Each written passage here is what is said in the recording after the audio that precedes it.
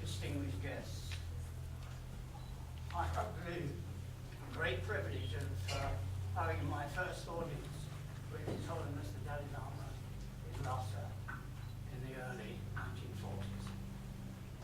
He was only 11 years old. I feel so honoured to have received the Light of Truth Award from His Holiness today, almost 70 years later. I am a member of a rather exclusive club of Westerners who had the privilege and the good fortune to see, know and witness a free Tibet before 1950. I spent some of the happiest days of my life in Tibet. The Tibet that I found when I first went there in 1945 was vastly different to the Tibet of today. It was an independent country with its own government, its own language, religion, culture, customs, and way of life. It was a country of outstanding natural beauty, rich in flora and fauna. The Tibetan people I found to be gentle, honest, cheerful, but also tough and very hardy.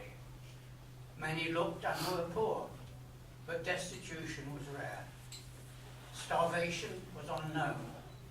Life was hard, but better than in most parts of Asia.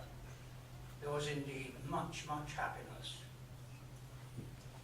To me, as an outsider, the most remarkable feature of Tibetans was their devotion to their religion and their unswerving support for His Holiness the Dalai Lama.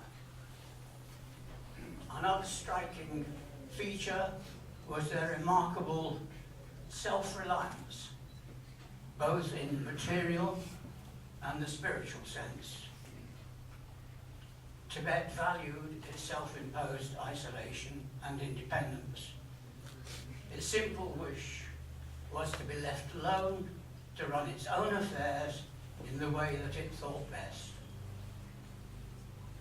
One of the advantages of living a long life like me is that you are witness to some extraordinary changes, some of which earlier in your life you would never imagine could have happened. This gives me great hope, and I hope with all my heart that one day soon we will once again see a return to a free Tibet. Thank you very much.